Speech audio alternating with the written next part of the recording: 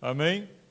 Isto posto, queridos, deixa eu entrar na palavra que o Senhor tem colocado ao meu coração para compartilhar com os irmãos. Tiago capítulo 4, versículo 6, os irmãos já acharam aí? Glória a Deus. Diz assim: mas Ele nos dá cada vez mais graça para resistirmos a todos esses maus desejos. Amém?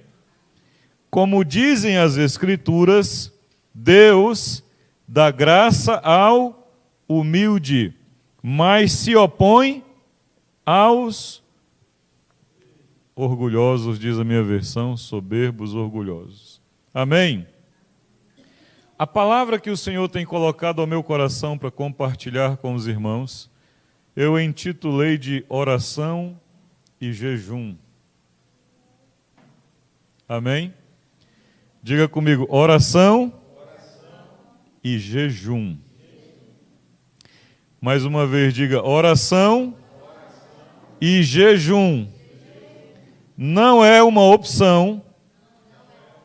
Repita, não é uma opção aos discípulos de Jesus. É um ato de obediência, um estilo de vida que agrada a Deus. Irmã Poliana, oração e jejum. Irmão Cauê, oração e jejum. Não é uma opção para quem serve a Jesus, para quem segue Jesus. Oração e jejum, dentro do contexto bíblico, dos ensinamentos de Cristo e de toda a Bíblia, deve ser um estilo de vida. Deve ser um ato de obediência ao que Cristo já estabeleceu. É um ato que agrada, é um estilo de vida que agrada a Deus. No livro de Mateus, no capítulo 6,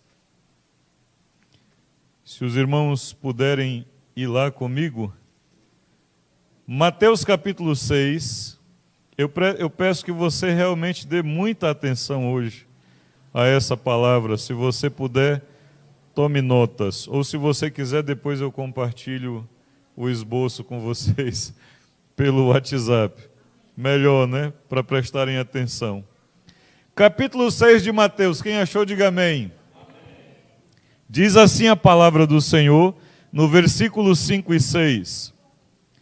Quando orarem, não sejam como os hipócritas. Diga comigo, quando orarem. Jesus, ele vai, nesse texto de capítulo 6, a partir do versículo 5, ensinar a famosa oração do Pai Nosso. E já no início do texto, ele começa, irmão Marcos Formiga, ou é Marco? É Marco Formiga.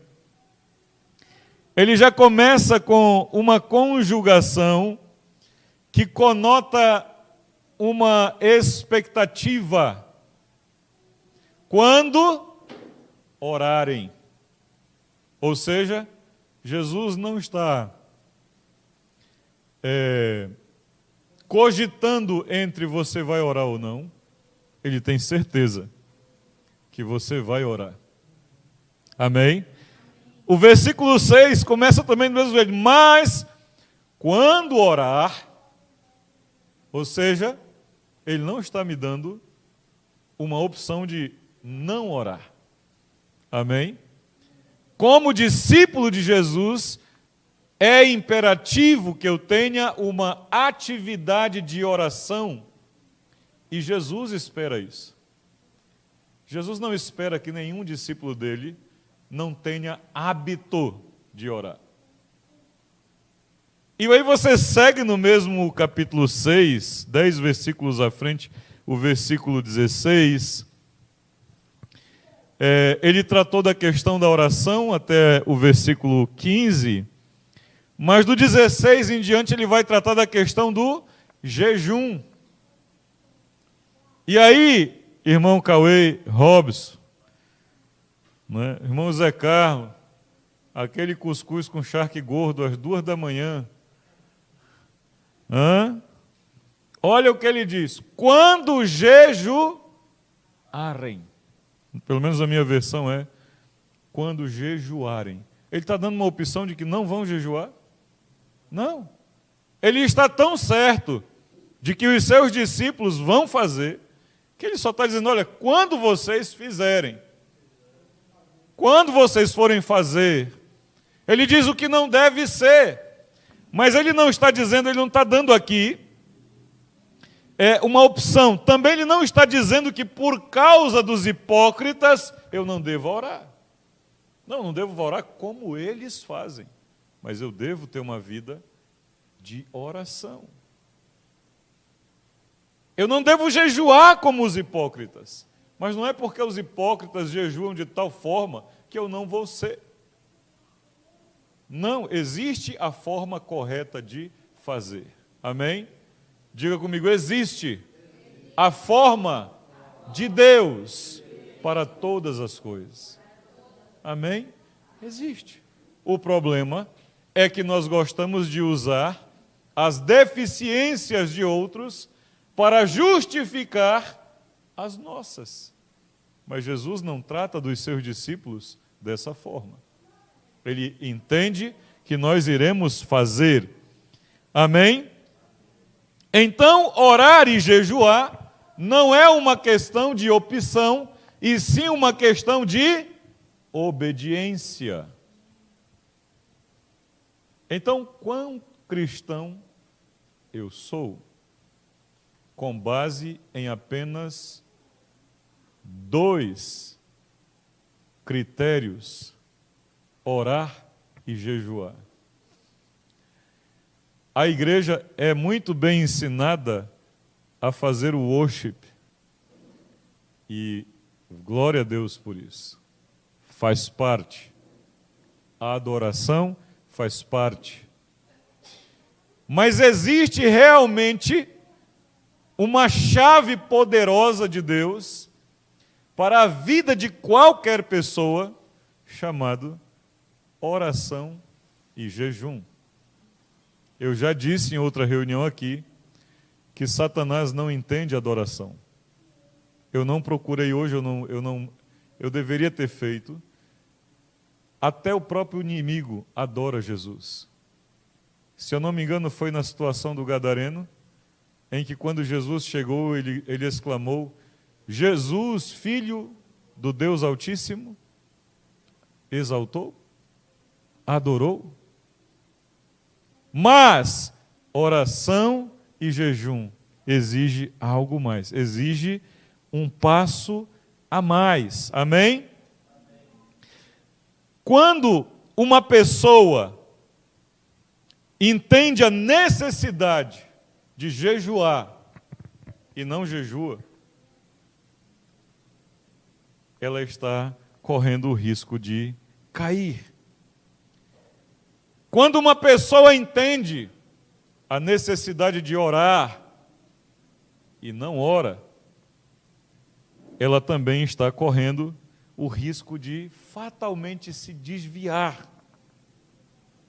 Observa, analisa a tua história. Quando você está fervoroso em oração e jejum, como é a sua vida? Quando você está frio, não consegue nem dizer uma palavra, como é a sua vida? Só analisa. Assim como alguém que entende a necessidade de se alimentar da palavra de Deus e não se alimenta, ela está fadada à morte espiritual. Mas uma pessoa que sabe sobre Jesus e ainda nem entendeu a necessidade de orar, jejuar e se alimentar, ela é realmente convertida? Ela realmente já converteu? Será, Robson? Ou ela apenas é um frequentador de reuniões? Ela apenas vai lá. Ela acha legal receber algumas orações e E a música também pode ser uma coisa que chama, mas ela ainda precisa converter. Porque a hora que isso acontecer, ela vai fazer isso. Ela vai orar, ela vai jejuar e ela vai se alimentar da palavra. Zé, se a gente deixar de fora isso da nossa vida, é o fim para nós. É o fim, o início do precipício. Mas soube, não está fazendo, vai cair. Há um poder extraordinário na oração e no jejum. Nós temos alguém que sabe fortemente sobre isso. Sabe quem é? Sabe quem sabe o poder disso? Quem? Além de Jesus, ele já deu, né, a orientação. Mas há alguém mais. Quem? Satanás sabe.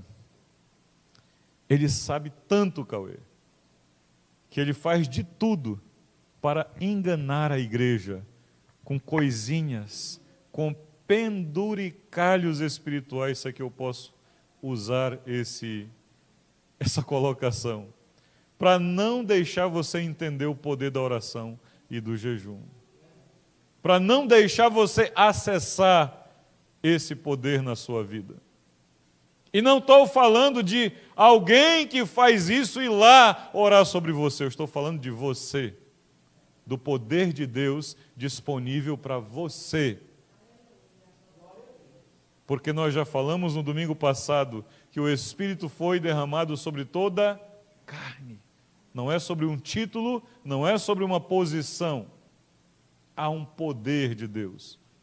É tão sério que no livro de Mateus 17, não precisa ir lá, do 14 ao 21, os discípulos de Jesus tentam expelir o demônio de um homem e não conseguem, porque lhes faltou algumas coisas. Você sabe o quê? Faltou o quê? Fé, jejum e oração. Jesus disse para eles: se vocês tivessem fé, do tamanho de um grão de mostarda, dirias a esse monte, sai daqui, vai para lá, ele iria. Mas tem um porém, esta casta de demônio, o versículo 21 vai dizer isso, só se expele pela oração e tem que ter mais do que fé. Tem que ter fé e tem que ter oração e tem que ter jejum. Jesus está falando de você chegar em cima do endemoniado e começar: Senhor, em nome de Jesus, faz a obra nele. É isso? Não, ele está falando de uma vida de oração e jejum. Ele não está falando daquele momento específico, ele está falando de uma vida de jejum e oração. E porque os discípulos ainda não tinham recebido aquela revelação do qual era o propósito de Deus para a vida deles, não é? Eles então passam desapercebido. Mas esses homens que agora não conseguiram, irão fazer coisas extraordinárias depois que eles entenderam do que Jesus estava falando. É esses homens que vão dar início ao que nós continuamos hoje, ao longo de tantos anos o Evangelho sendo proclamado, porque eles entenderam que havia um poder na oração e no jejum. Por isso eu falo aos irmãos amados do conselho dessa congregação: cheguem mais cedo, venham orar. Cheguem mais cedo, venham clamar ao Senhor neste lugar. Porque não tem outra forma desta congregação vencer no mundo espiritual se não for pela oração e pelo jejum. E eu estou falando, começando por mim. Você chegou aqui algum dia que eu não estava aqui? Em dia de reunião? Eu não venho cedo para fazer graça. Eu venho cedo porque eu entendo que precisa. Precisa primeiro por causa da minha vida, porque senão eu morro. Mas precisa porque eu sei que num dia de hoje, muitos irmãos não vieram, lutaram para sair e não tiveram força. Mas se nós tivéssemos clamado mais, se nós tivéssemos orado mais, possivelmente Deus teria enviado os seus arcanjos. Se tivéssemos orado mais, a Valentina estaria sarada e a sua família estaria toda aqui. Mas nós não queremos orar. Nós queremos chegar aqui na última hora, pegar o instrumento e tocar. Nós queremos chegar aqui na última hora, sentar na nossa poltrona e louvar. E aquele gostoso, gostoso é. Glória a Deus por isso. E não confunda naquele dia que você lutou para chegar e chegou atrasado. Não chegue mesmo atrasado, mas chegue. Mas se esforce para chegar antes. Amém? Porque há um poder na oração e no jejum. A oração, queridos, é uma atitude de quebrantamento. Por que Jesus diz que eu devo orar? Porque a oração é uma atitude de quebrantamento. Uma pessoa que não é quebrantada, ela não consegue pedir nada. Sim ou não? Uma pessoa que não tem quebrantamento, eu andei, o Marcos Formiga sabe, eu andei do entroncamento de Belém até a chácara. É cerca de uns 15 quilômetros, mais ou menos. Mais ou menos isso, né? Dá uns 25 para a igreja, uns 20 para a igreja, mais ou menos isso. 15 quilômetros eu andei a pé. 15 eu andei, não é mais, eu andei 15 quilômetros, cerca de 15 quilômetros, para não mentir, né? Pode ser mais, pode ser menos. Sabe por falta de quê, irmã Poliana? 5 centavos para completar uma passagem de ônibus. Você acha que eu era quebrantado ou orgulhoso? Zé, eu dizia, não, vou parar, ter um grupo de taxista ali. Taxista sempre tem moeda, tem ou não tem? Vou parar ali, eu vou pedir 5 centavos. Quem que vai me negar esses 5 centavos? Eu ia chegando perto do táxi, vinha subindo aquele negócio no meu coração, dizendo, ele vai negar esses 5 centavos. E eu vou dizer para ele, pega esse teus 5 centavos e vá comprar o pão para sua família. Eu não vou. Aí eu passava do cara. Eu chegava numa parada de ônibus e eu dizia, eu vou pegar o ônibus, 5 centavos. O cobrador até nem liga para isso. Vou pagar isso, o que eu tenho, ele deixa eu passar, eu desço por trás.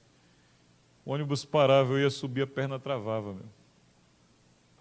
Você acha que uma pessoa assim é quebrantada ou é orgulhosa? Quem não exercita a oração, queridos, é um orgulhoso. Não vou falar com Deus nada não, ele já me deu tudo o que eu preciso. A boa desculpa, já me deu tudo o que eu preciso. Espiritual, né? Deus já me deu tudo. Você está escondendo orgulho no seu coração, querido, você nem sabe.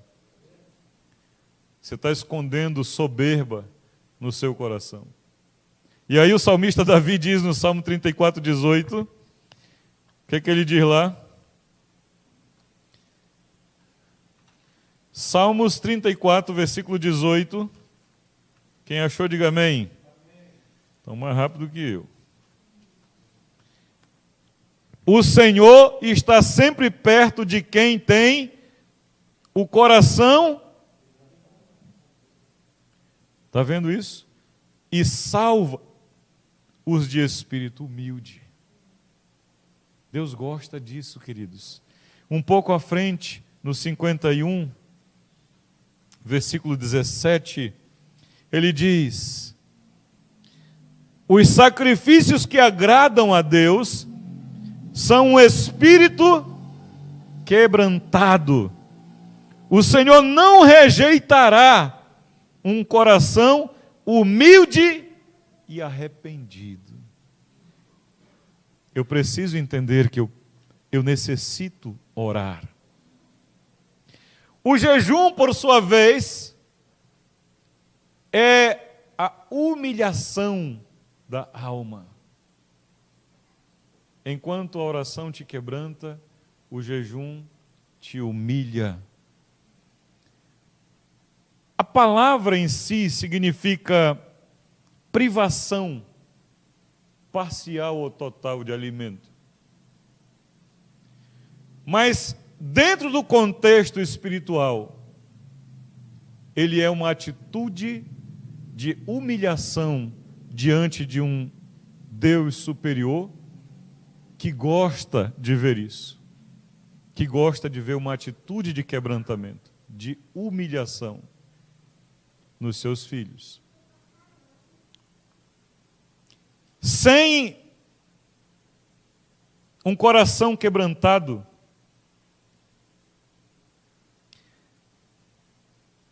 Não dá para você entrar em oração sem uma humilhação, reconhecer que você é nada, que você é pó. Também não dá para entrar em oração. Aliás, não haverá oração de quebrantamento sem uma atitude de humilhação. Paulo diz sobre isso, esmurrar a carne. Sabe o que é esmurrar a carne? Fazê-la sofrer, perder as forças. O apóstolo Pedro,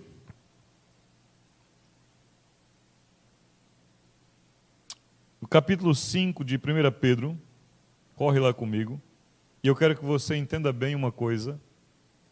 Não há na Bíblia um texto colocando Deus como o que vai humilhar alguém. Ele não vai te humilhar, irmã Poliana. Ele diz, humilha-te. Você tem que se humilhar. E aí, quando você se humilha, então Ele te exalta. O papel de Deus é nos exaltar. Mas o que fazer com alguém que já está no topo? Hein? Por isso, o caminho dos humilhados, querido, é ser exaltado, porque não tem mais para onde descer. Se você já está embaixo, você vai descer para onde? Quem achou 1 Pedro 5, versículo 6? Quem achou, diga amém. O que diz aí nos que acharam?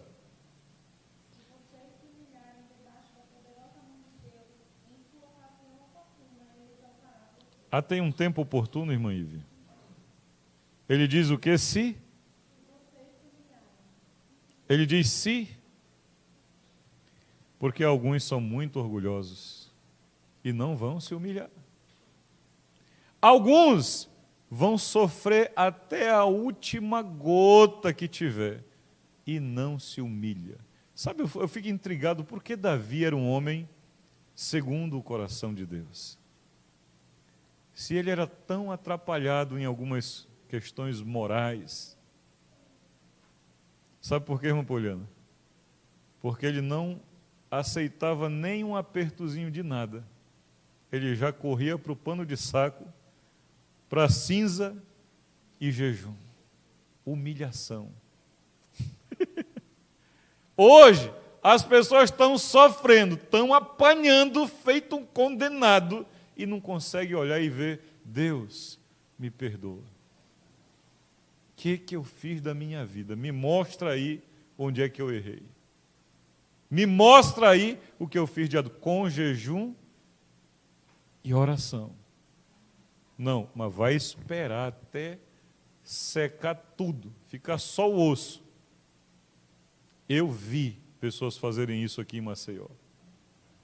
Esperaram um leito de morte para reconhecer Jesus. Louvado seja Deus que ainda lá quebrantou e está com o Pai, e vamos encontrar com a pessoa lá na frente, em nome de Jesus.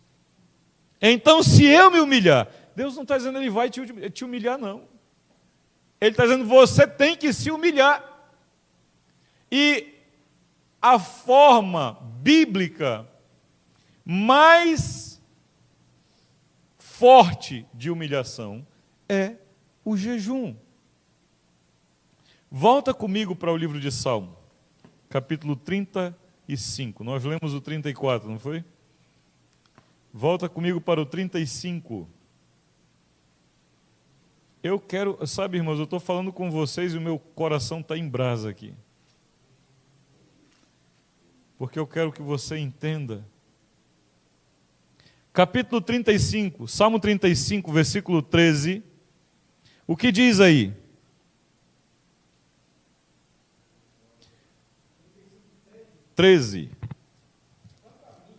Não, 35 e o versículo depois do 12. Antes do 14.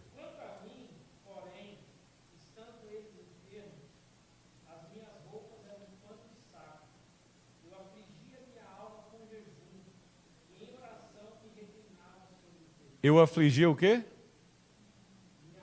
Com o quê? Com o quê? Quem está falando? O rei Davi. A palavra no original para afligir também se traduz para humilhar. Humilhei-me, porque é a mesma palavra original. Eu humilhei a minha alma com jejum e oração. E algumas versões não trazem a alma, e isso é um pouco ruim, é melhor a versão que traz a alma, porque é justamente essa alma que precisa ser humilhada para que Deus faça o que Ele quer fazer. A alma, querido, a alma é arrogante, é autocentrada, a alma é egoísta, soberba, orgulhosa, obstinada.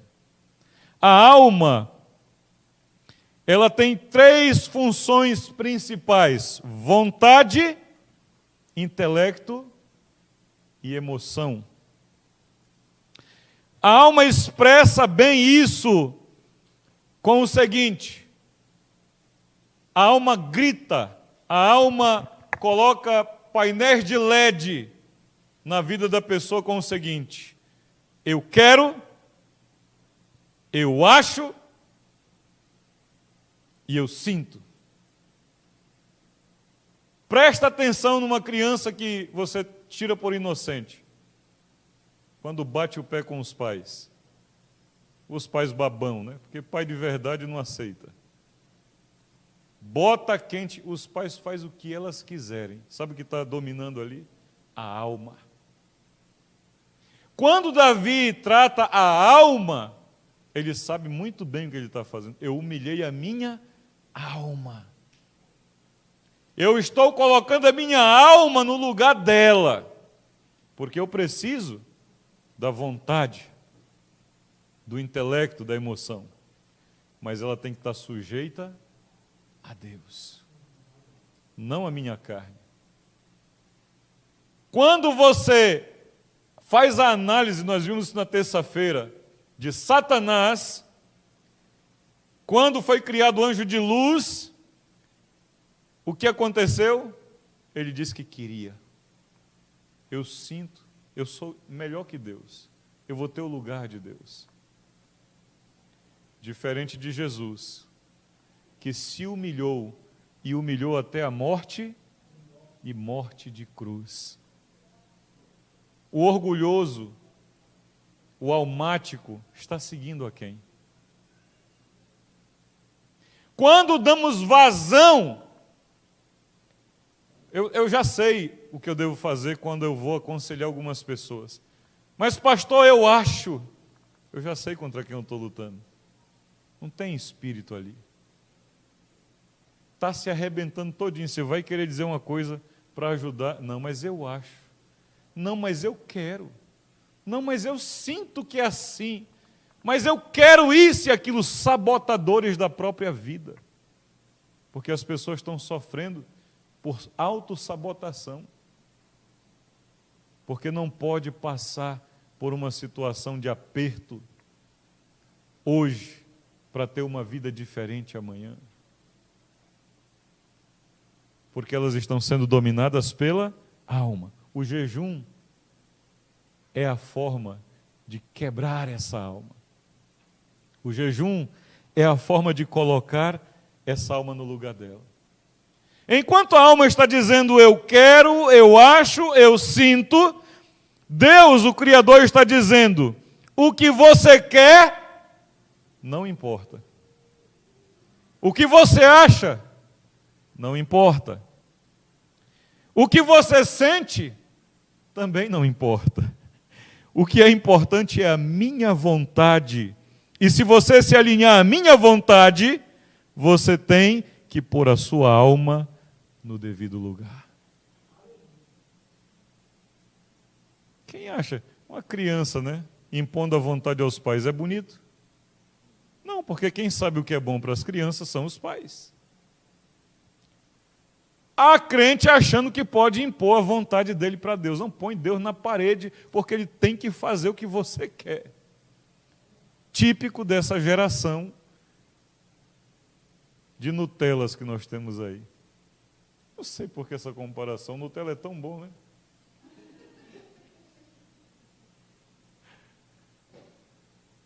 Mas uma geração que não consegue se sujeitar à vontade de Deus e quer, aliás, começa nisso, falamos sobre isso, a influência dos pais nos filhos.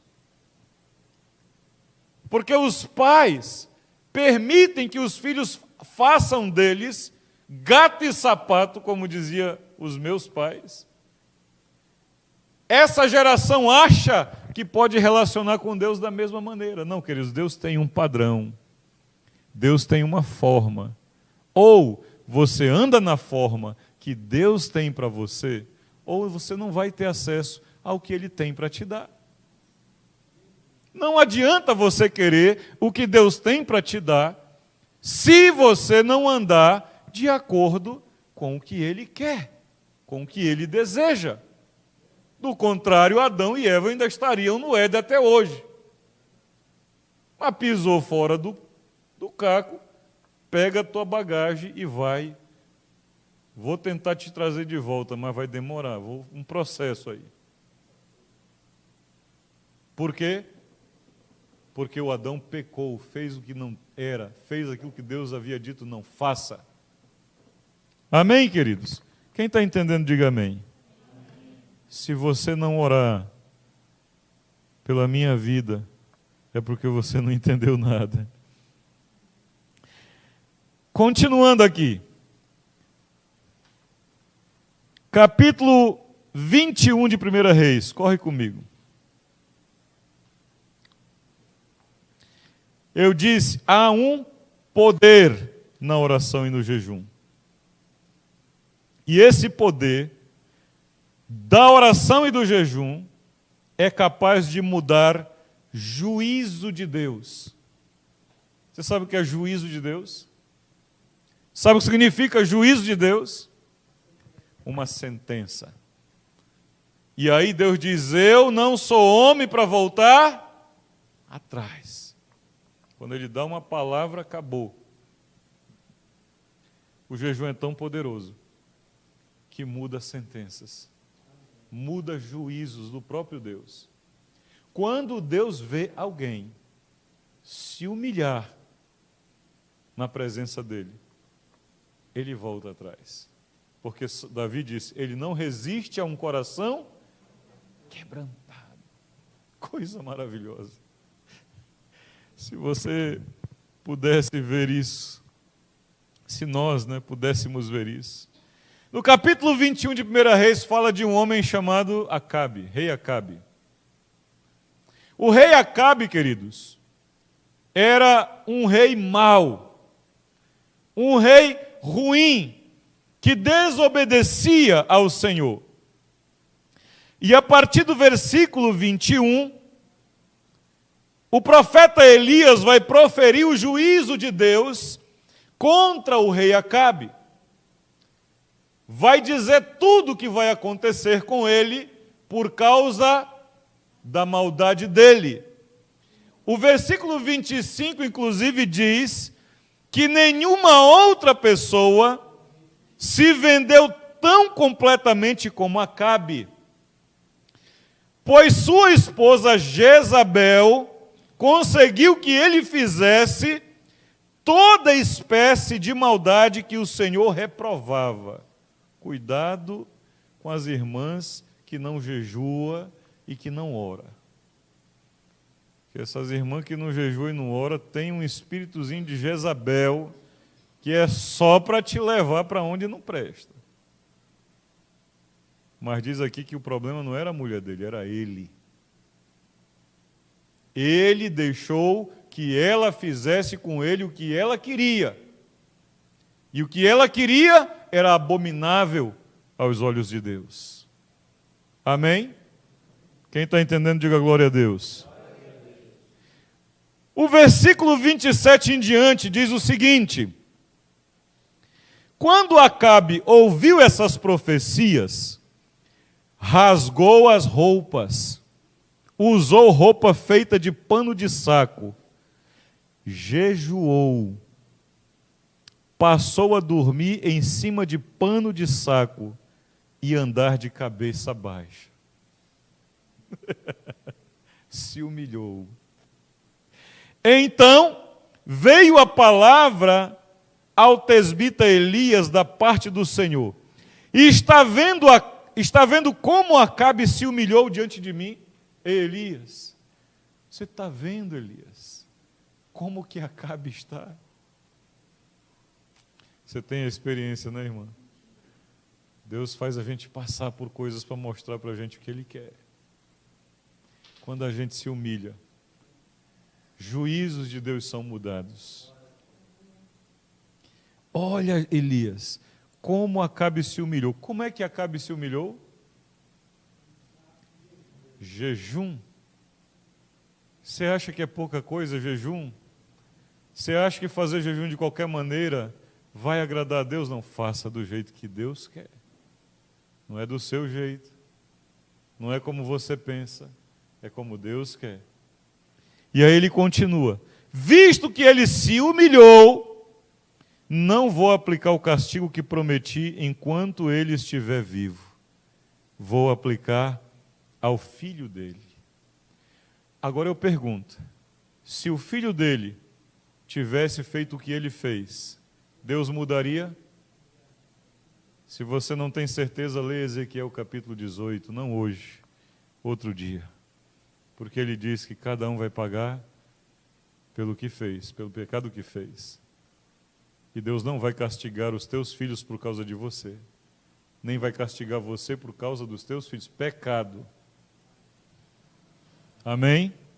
Não confunda com outras coisas. Aí nós vamos ter que ter outra.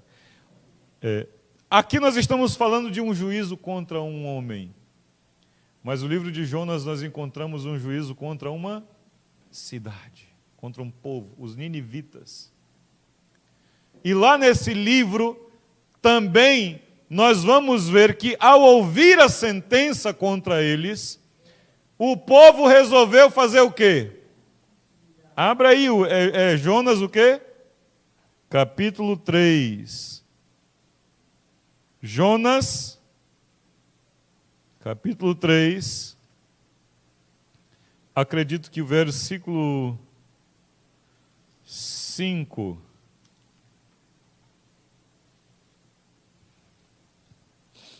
Amém? Do 5 em diante, olha o que ele diz aí.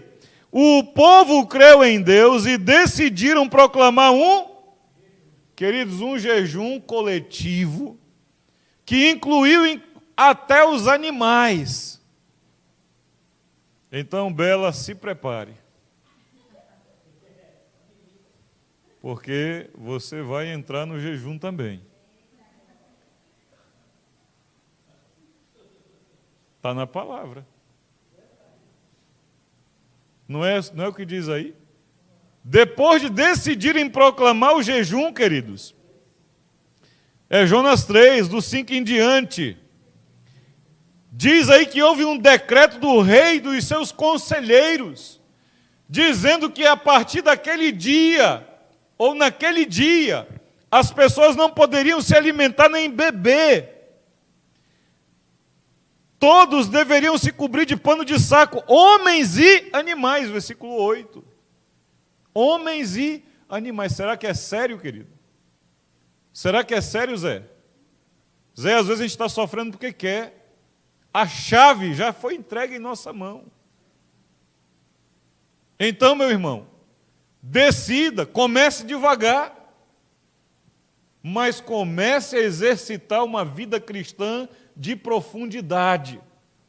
Não aceite uma vida cristã rasa, de oba-oba, de envelope, de corrente não sei do quê.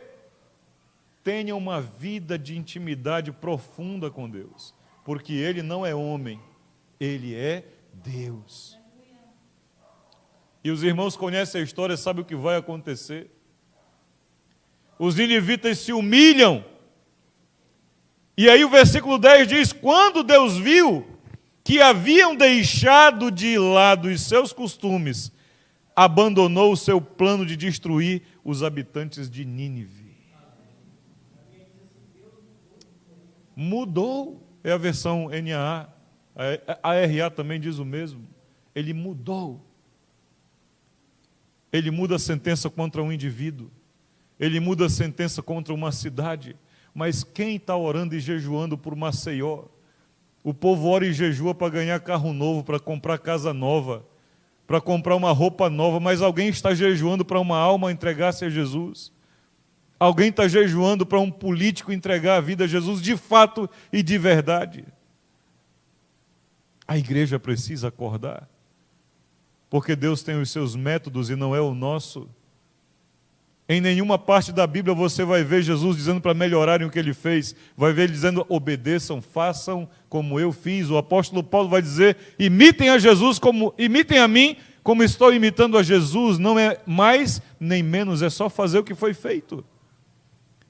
Jesus, no capítulo 17 de João, diz que ele estava consagrando a vida dele pelos seus discípulos. Nós queremos levar pessoas a Jesus, mas nem oramos por elas, nem pagamos um preço por elas de jejum, nem nos humilhamos. Então o que há? Há uma vontade forte, há uma expectativa, mas de fato e de verdade, não estamos pagando o preço que deveríamos pagar. É a oração que eu fiz a manhã inteira, Marco: misericórdia da minha vida, Senhor. Misericórdia da minha vida, porque eu sou essa igreja. Nós precisamos tomar uma atitude diferente. A mesma situação nós vamos ver, queridos, acontecendo no livro de Esther, um dos eventos conhecidíssimos, onde o jejum e a oração mudou um decreto de um rei. Até aqui nós estamos falando de situações de Deus para com o homem, de Deus para com o povo. Mas agora aqui nós estamos vendo um decreto de um rei contra um povo. E os irmãos conhecem a história no livro de Esther, capítulo 4, a discussão entre ela e o pai adotivo dela sobre que posição ela deveria tomar. E no final do capítulo 4, depois de ela levar umas boas chamadas de atenção, ela diz: então diga a Mordecai que convoque o povo para fazer um jejum, que não comam nem bebam durante 3 dias. E eu vou entrar na presença do rei para falar em favor do povo judeu. E então eles fazem como Esther havia dito, e os irmãos conhecem o restante da história. A sentença de morte que havia sido proclamada contra o povo judeu naqueles dias transformou-se em um dia de vitória para eles, em um dia de tomada de orgulho, de poder, de autoridade sobre o império do rei, por causa que alguém resolveu conclamar um jejum. Então, quando eu digo nós vamos jejuar por causa do encontro com Deus, eu não estou inventando uma coisa. Eu sei que muitos ainda não entendem o que isso significa e o poder que isso tem, mas se você entender, querido, o encontro com Deus do mês de julho vai ser o mais diferente que você já participou até o dia de hoje. Em todos os aspectos. Mas tem que ter seriedade. Não pode, quando eu percebi eu já tinha quebrado, já tinha comido. Não. Aí é vigilância. Sabe por que é isso? Porque não tem hábito de jejuar. Porque espera o pastor dizer, vamos fazer um jejum, aí faz. Se o pastor não falar, ninguém faz. Mas e a sua vida com Deus? E a sua intimidade com Deus? Você está lutando contra situações, você está tentando vencer na força, joelho no chão e panela fechada, e você vai ver se Deus não muda a tua história. Você vai ver se Ele não muda. Ele é o mesmo Deus hoje, ontem e será eternamente, queridos. Ele não está pedindo para ninguém melhorar o que ele fez, ele só está dizendo: obedeçam. Amém? Amém mesmo? Eu estou falando de Antigo Testamento, mas vamos para Atos dos Apóstolos, capítulo 13. Atos dos Apóstolos, capítulo 13. Olha o que diz aí, como que a igreja andava naqueles dias. A igreja dos primeiros séculos, a igreja primitiva, como que ela andava. Capítulo 13 de Atos dos Apóstolos, versículos 1 a 3. Quem achou, diga amém. Diz assim: entre os profetas e mestres da igreja de Antioquia, guarda esse nome, estavam Barnabé, Simão, chamado o Negro, Lúcio de Cirene, Manaém, que fora criado por Herodes, o tetrarca e Saulo. Versículo 2: enquanto estes homens estavam em adoração ao Senhor e jejuavam, como é que diz a NAA aí? E jejuando. Veja que aí está no contínuo. Não é uma coisa de acaso.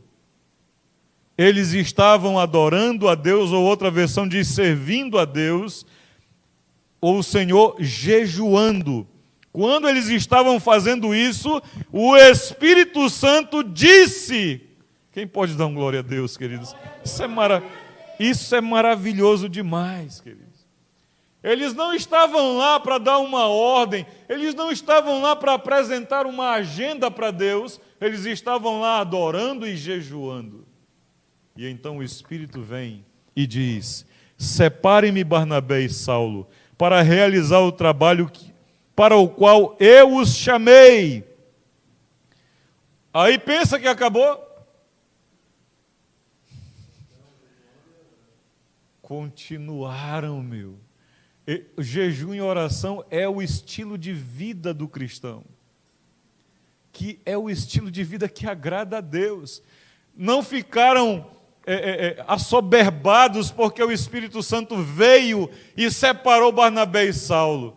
Eles então agora, com oração e com jejum, nós vamos te enviar. Sabe, é isso. Quando nós vamos fazer a pesquisa, o evangelismo de 2 a 2, é isso. Um está perguntando e o outro está intercedendo. O outro está em oração. Para que haja um diálogo, para que haja abertura. Porque é orando e jejuando que as coisas de Deus acontecem. Nós não podemos ir numa rua, parar alguém e ficar brigando entre nós para quem fala mais. Não, se um começou, deixa ele ir. Ora para que o Espírito Santo use a vida dele. Mas tem pessoa que é enciumado, não, quem tem que falar é eu, porque eu é que sou. Está repreendido, Satanás, em nome de Jesus. A igreja tinha um estilo de vida, que era oração e jejum. Eu escrevi aqui algo para nossa orientação, irmã, eu disse assim: os líderes da igreja não se reuniam para dizer a Deus o que eles queriam fazer. Eles reuniam para saber o que Deus queria que eles fizessem. A igreja hoje faz uma agenda e empurra para Deus goela abaixo. Ela não quer saber se Deus está aprovando isso ou não. Por isso eu falei tanto, amigo. Você já perguntou para Deus se é para você ir ou não? Você quer ir, mas já perguntou para Deus se é para você ir? E viu o que aconteceu, né? Não foi nada do que a gente pensava naquela viagem. Nada do que a gente pensava. E nós temos que estar felizes, porque quando uma situação é mudada, se você está em intimidade, se você está em oração, em jejuando, saiba, é Deus agindo a seu favor. Não insiste em abrir uma porta que Ele fechou. Não insista em fechar uma porta que Ele abriu. Segue. Talvez é difícil agora você entender, mas algum tempo à frente você vai entender. E você vai dar glória a Deus por aquilo que aconteceu. Amém? Aleluia. Esses irmãos que foram enviados, e a palavra enviado aí é o Apolos, que vem derivar o apóstolo, apóstolo, enviados, né? Paulo e Barnabé, no capítulo 14, versículo 14, são chamados assim: mas quando os apóstolos Barnabé e Paulo viram o que estava acontecendo, eles são apóstolos depois de um tempo de oração e jejum. É isso que eu estou esperando do conselho da igreja. Mais consagração de vida, mais humilhação diante do Senhor, para que o Senhor possa separar cada um de nós para um ministério. A igreja tem muita necessidade, mas nós não podemos colocar de qualquer jeito as pessoas. Eu sei que Deus vai separar, no momento certo, a pessoa certa, como Ele fez com Paulo e Barnabé. Não eram chamados apóstolos, mas eles foram porque o Espírito separou eles para isso. Amém? E sabe o que eles fazem? Lembra que eu falei que a igreja em que eles estavam era a igreja de Antioquia? E essa igreja de Antioquia é a igreja onde os cristãos foram reconhecidos como cristãos pela primeira vez. Ou seja, a igreja de Antioquia passa a ser um padrão para as outras igrejas. Se nessa igreja havia o hábito de oração e jejum e adoração, eles paravam tudo para orar e jejuar. E por isso eu quero que o nosso um dos reunião de casais seja para orar e jejuar. Por que tem que ter comida? Que fome miserável é essa que nós não podemos passar 4 horas, 5 horas sem comer? Orando para que Deus transforme a vida de casais. Por quê? Que a comunhão dos crentes só pode ser se tiver comida e bebida. Esses crentes aqui reuniam para jejuar. Mas se você faz um evento para comer, vai um monte de gente. Por causa de Jesus. Entenda o que eu estou falando. Não estou ofendendo ninguém, não estou te alfinetando ninguém. Conheço os irmãos me conhecem. Estou falando do geral. Muita gente vai só para comer, querido. Então a nossa estratégia é furada. A estratégia de Jesus é melhor. As mulheres reúnam aqui num sábado, venham orar pelos maridos de vocês, ver se eles melhoram.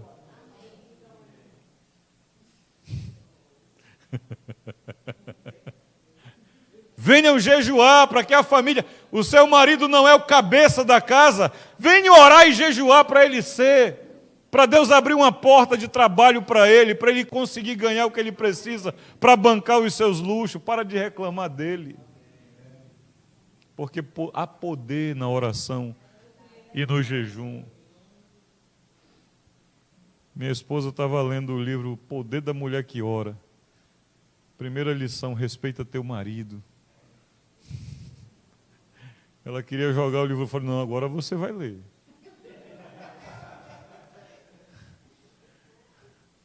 Porque há poder na oração, mas tem critério. Nem oferta é aceita se você tiver com vida errada, quanto mais a oração. No capítulo 3:7 de 1 Pedro diz que nem a oração vai ser respondida se você estiver intrigado no lar. Tem critério, querido. Tem doutrina. Amém? No capítulo 14, aí no versículo 22, esses homens que foram enviados sob jejum e oração, vão agora voltar nas igrejas por onde eles passaram e viram que havia necessidade de lideranças. E o que eles fazem? Versículo 22. Fortalecendo os discípulos, eu estou lendo Atos 14, 22. Fortalecendo os discípulos e encorajando a permanecer na fé, eles animaram a todos a continuar na fé, apesar da perseguição, lembrando a eles que deveriam entrar no reino de Deus através de muitos sofrimentos. Paulo e Barnabé também nomearam presbíteros em cada igreja e oraram e jejuaram por eles. Amém? É a vida da igreja. Eu não estou dizendo isso, querido, para alguém que você começou a evangelizar hoje. Mas isso é para nós, irmã Poli, para mim, para você, para Cauê, para Iver, para Marco, para nós aqui. Nós que já estamos comendo feijão, aquela feijoada. Se você tiver nessa disciplina, nesse estilo de vida, as pessoas a quem você evangelizar também vão querer. Também vão ver, mas pera lá, como é que você obtém as respostas? Como é que Deus te abençoa? Como é que Deus está fazendo as coisas na sua vida? Ela vai querer também. Mas o problema nosso é não querer fazer. E vamos na conclusão e você vai ver que é preciso começar conosco. Amém? É preciso começar conosco. O apóstolo Paulo mesmo diz que o ministério dele foi confirmado pelo jejum, com jejuns. No capítulo 6 de 2 Coríntios, o versículo 4 a 5 fala isso, mas eu quero que você vá comigo pelo tempo. Vamos diretamente ao 2 Coríntios 11. 2 Coríntios 11. Não se apresse não, querido, falta só mais a metade. 1 Coríntios capítulo 11, versículo 27. Quem achou, diga amém. Segundo, perdão. 2 Coríntios, são as credenciais de Paulo. Olha o que está dentro das credenciais de Paulo. Também ele disse isso lá em 2 Coríntios 6, versículo 4 e 5, e ele vai repetir aqui no 11, 27. Só o 27. Você sabe que as credenciais dele é longa, mas olha o que diz o 27. Tenho trabalhado arduamente e experimentado cansaço. Você está cansado, querido? Você está cansado, mano? Porque trabalhou a semana inteira, eu não posso sair no sábado de manhã para evangelizar ninguém. Eu não posso sair domingo de manhã para evangelizar ninguém. Não, esses homens experimentaram cansaço, fadiga. Muitas vezes fiquei noites sem dormir, vigílias para orar. Tenho passado fome e sede. Presta atenção nisso. Que uma coisa é uma coisa e a outra coisa é outra coisa. Tenho passado fome e sede e muitas vezes ficando em jejum. Não é ficar sem comer quando não tem nada. É não comer quando a despensa está cheia. Não vem com essa que está jejuando, não, enquanto você está nas provações do Senhor. Não. Aí não tem cristianismo, não, porque a Bíblia diz que os filhos de Deus não mendigarão o pão. E Paulo diz, eu tive situações em que eu não tinha o que comer, em naufrágios, em situações de estar à deriva, em situações de perseguições, mas eu também jejuei. Então o ministério dele foi confirmado pelas coisas que ele, pelo estilo de vida que ele tinha, jejuns e oração. Amém, querido? Amém, querido? Você está entendendo o que eu estou te falando hoje? Está entendendo, irmã Ivete? O Senhor está nos chamando a uma responsabilidade por nossos familiares, pela mãezinha lá, 90 e tantos anos. Se você pôr um propósito diante de Deus, você vai vê-la partir, porque não tem jeito, mas vai vê-la partir para os braços do Senhor. Diretamente. O jejum, querido, não é uma opção para os cristãos. A oração não é uma opção para os cristãos. É um estilo de vida, é uma atitude de obediência e um estilo de vida que agrada a Deus. Amém? Será que Deus mudou? Será que Deus mudou, irmã Mariana? Será que Deus mudou, Letícia? Letícia, você pretende casar ainda? Está jejuando e orando pelo nome de Deus para a sua vida? Tá não. Obrigado pela sinceridade, meu filho. Mas se você orar e jejuar, Deus vai te dar um cara tremendo. Homem para sustentar a casa, para bancar a sua vida, para ser um sacerdote, para ser um provedor, para ser um protetor. Eu tenho certeza, porque Deus não mudou. O problema é que os homens mudaram e acham que Deus vai mudar de acordo com eles. No livro para concluir com os irmãos, no livro de 2 a Crônicas, no capítulo 14, todos conhecem praticamente esse texto. 2 de Crônicas, capítulo 7, versículo 14. Como é que diz aí a palavra? Alguém achou? E se?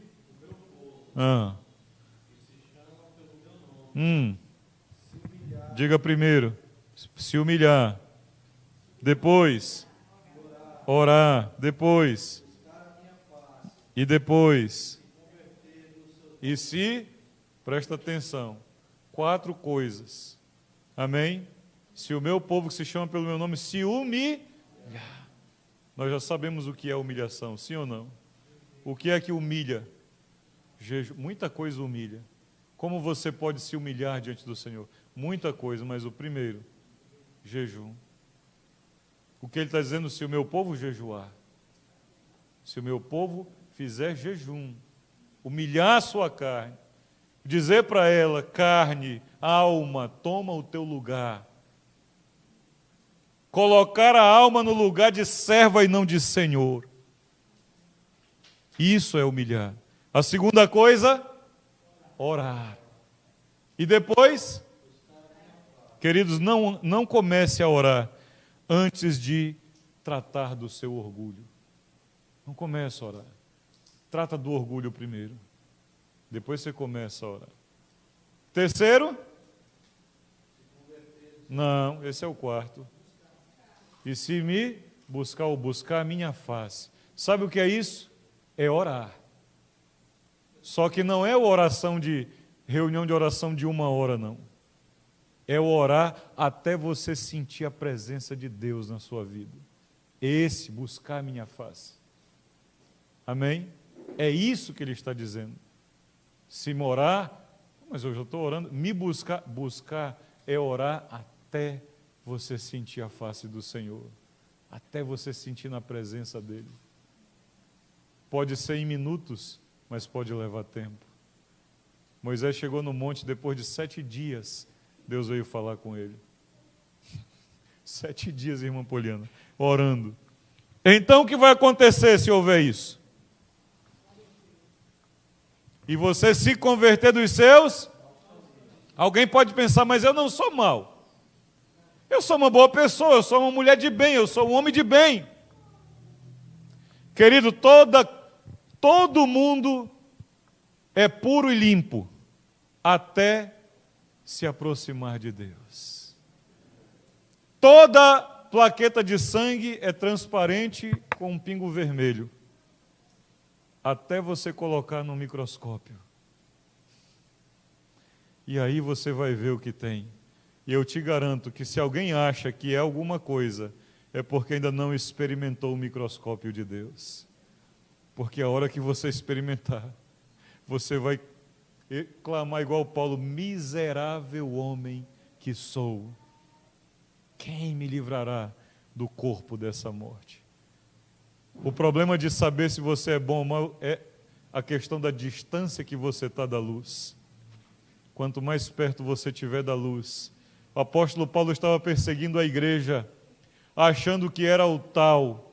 Quando a luz de Cristo brilhou perto dele, o homem se jogou no chão, queridos, e se humilhou. Você se acha bom até você aproximar de Deus. Eu ainda não vi ninguém aproximar de Deus e continuar se achando. Todos que se aproximaram de Deus disseram, vou morrer. Porque Deus é puro, é limpo, é santo. Amém? Então 3 coisas vai acontecer. O que, Cauê? Ele vai Mas antes de ouvir, tem que ter o quê? Humilhação, oração, busca, arrependimento e conversão, querido. Tem que converter. Deus me ouça, prostituindo, bebendo, mentindo, enganando, roubando. Como que Deus vai te ouvir, querido? Como que Deus vai ouvir? Orgulhoso, soberbo, mexeriqueiro, enganador. Como Deus vai ouvir? Eu ouvirei. Oh, Jesus, nos perdoa, Pai. E o quê? Aí as finanças estão doentes. Mas como que vai sarar? A sua vida emocional está doente. Mas como que vai sarar? A sua vida profissional está doente. Mas como que vai sarar? Se você não quer se humilhar. Se você quer continuar pagando de bacanão. Se não quer mudar. Se não quer ser transformado. Transforme, querido. Mude, é o que ele está dizendo. Não é isso? Então, mudar aqui na minha versão diz mudar a sua maneira de viver. Converter, mudar a maneira de viver. Então ele vai ouvir. Ele vai perdoar. E ele vai sarar a sua terra. Se a igreja entendesse isso, ia parar de fazer campanha. Fala a igreja de Jesus no geral. Mas nós temos um desafio. Nós, comunidade Fonte da Graça. Nós lemos que em Atos dos Apóstolos, capítulo 2, versículo 16 a 19, o apóstolo Paulo faz menção de Joel, capítulo 2, versículo 28 a 30, não é isso? Quem lembra do sermão de domingo passado? Quando Pedro está explicando para o povo que estava ali no dia de Pentecostes, o que estava acontecendo? O que está acontecendo é o que foi escrito pelo profeta Joel há muito tempo atrás, que nos últimos dias o Senhor derramaria do seu Espírito sobre toda carne. Só que o apóstolo Paulo está falando só uma parte da profecia do capítulo 2 de Joel. Aliás, o apóstolo Pedro está falando apenas uma parte, irmã Poliana. Pedro está falando a parte que o bolo já está pronto. Mas antes do bolo estar pronto, tem que se comprar os ingredientes, tem que se executar a receita, tem que passar pelo forno. Não é assim. Corre comigo para o livro de Joel, capítulo 2. Joel, capítulo 2. Quem achou, diga amém. Esse livro pequenininho é difícil de achar, mas corre aí no celular também vale. Não tem problema. Quando você lê Joel, capítulo 2, versículo 28 em diante, você vê o que repetiu Pedro lá no dia de Pentecostes.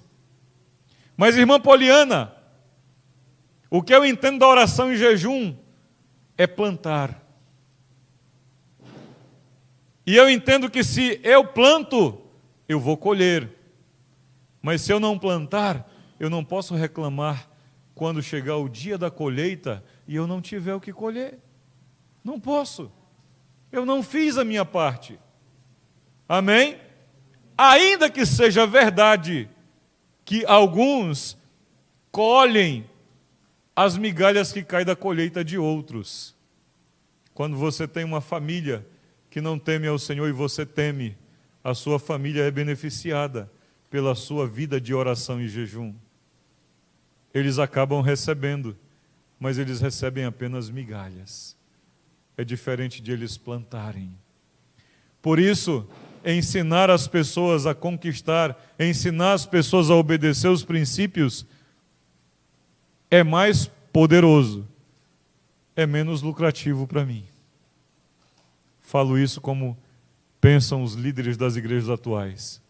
É melhor eu manter um monte de pessoas sem o conhecimento da verdade e presas a mim por minhas manobras almáticas do que eu dizer para as pessoas a verdade e elas serem libertas e começarem a exercer a sua fé.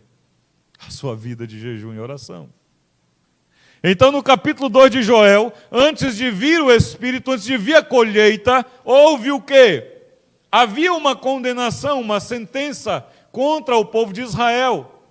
Havia a probabilidade de serem tomados por povos estranhos. Mas no capítulo 2, versículo 12, diz assim: mas agora diz o Senhor, voltem-se para mim, enquanto ainda há tempo. Amém, queridos? Você está prestando atenção? Preste atenção. O Senhor está chamando a sua atenção.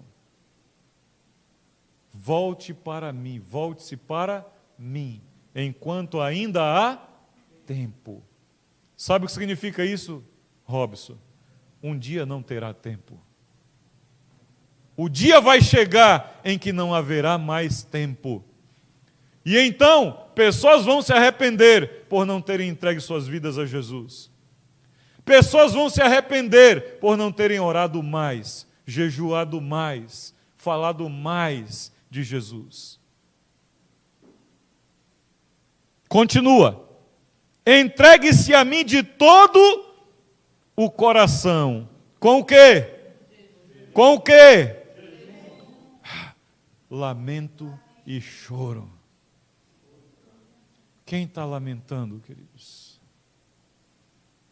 Quem está chorando pelas pessoas? Quem está como Esdras e Neemias?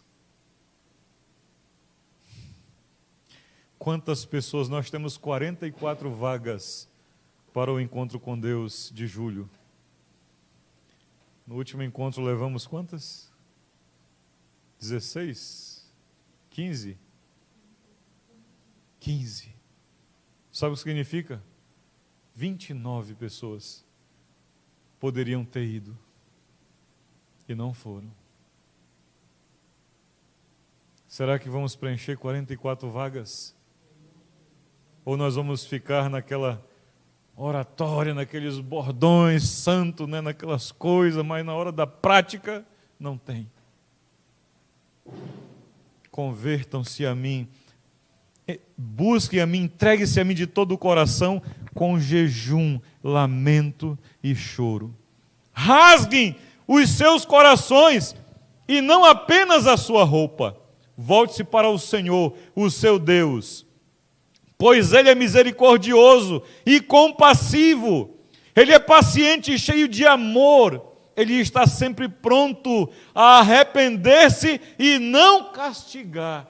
Que coisa maravilhosa. Ele quer fazer, mas não há quem clame, não há quem busque. Quem sabe, talvez Ele ainda mude de ideia e resolva abençoá-los, dando boas colheitas a vocês. Assim será possível oferecer ao Senhor, o seu Deus, oferta de cereais e ofertas de vinho. Oferecer o melhor. O que nós estamos oferecendo ao Senhor de nós? Nós estamos oferecendo o nosso melhor para Deus. Né, irmã Poli? Às vezes a gente está cansado, você chegou na quinta cansado, não conseguiu ir embora. É assim que os crentes têm que ser hoje em dia. Eu tinha outra coisa para fazer, mas eu não aguento, eu vou ficar. Eu vou buscar o Senhor. O que nós estamos dando para Deus é o nosso melhor. Porque o povo não podia dar o melhor porque eles não estavam plantando o que era bom. E mesmo que plantasse na desobediência a Deus, não teria boa colheita. Acha que o Senhor quer você empregado da autoescola? Ele quer dono da autoescola. Quer você dono. Hoje, amanhã, tem o seu tempo, mas marche focado. Entra naquele lugar como um proprietário de uma escola, não entre como um funcionário. Vá para a rua como um dono de uma autoescola, não como um professor. Coração quebrantado, humilhado, porque quem se humilha na presença de Deus, Ele mesmo exaltará. É Ele que exalta. É Ele que exalta, queridos. 15. Toque a trombeta em Sião, convoque um jejum santo e reúna todo o povo para uma reunião solene.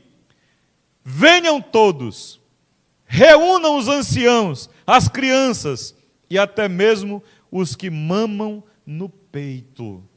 Olha aí, queridos. É só nós. Cauê, se até os animais têm que entrar, quanto mais nossos filhos. Até as crianças. Leva. Mas sabe uma coisa importante aqui, Mari? Olha isso. Que os sacerdotes que ministram perante o Senhor fiquem entre o pórtico do templo e o altar, chorando, e façam a seguinte oração: Senhor, poupe o seu povo, não deixe que as nações pagãs o dominem, porque ele pertence ao Senhor. Não deixe que a sua herança seja zombada, seja objeto de zombaria e humilhação entre os pagãos. Sabe o que eu aprendo aqui? Começa comigo. Os sacerdotes, fiquem entre o pórtico e o altar. É vocês. Vocês devem dar o exemplo primeiro. Por isso, quando eu digo conselho, cheguem mais cedo. Conselho, vamos tomar uma atitude, porque começa conosco. E eu não vou pedir aos irmãos nenhuma coisa que eu já não esteja fazendo. Não é típico de nós. A nossa escola, a palavra de Deus, diz que os líderes são o exemplo. Quando eu estava em oração na igreja de Antioquia, capítulo 13, era os líderes, haviam lá pelo menos 5 profetas e mestres, orando e buscando a liderança.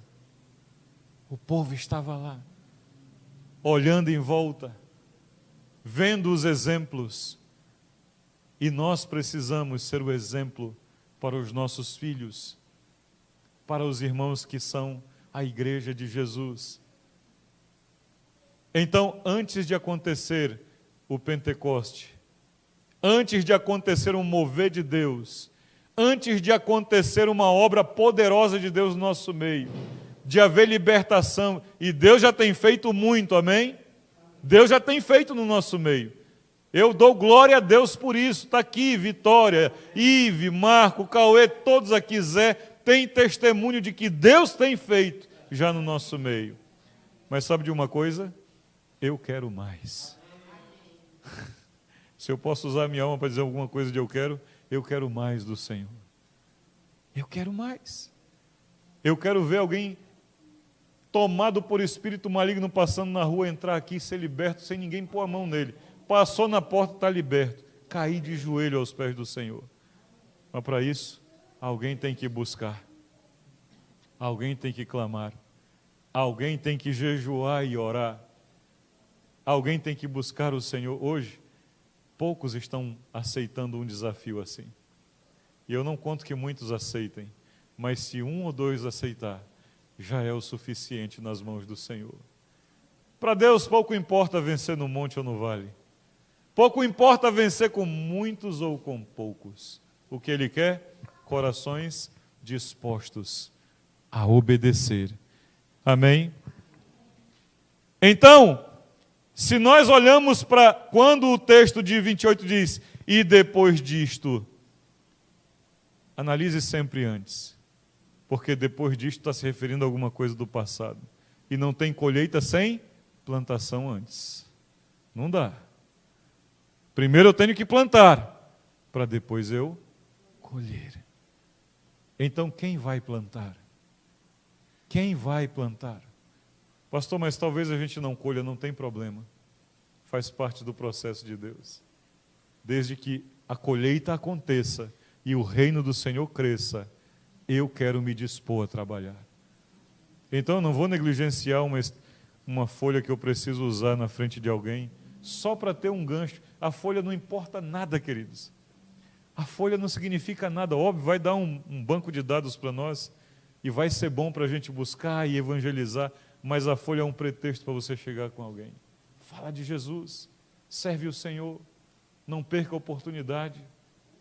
Como motorista no drive ali, no trabalho, entre uma situação ou outra. Quando Pedro fez a declaração no dia de Pentecostes, Ele estava falando de uma colheita, do início de uma colheita que ele estava fazendo ali. A igreja estava fazendo. Mas essa colheita continua, Zé.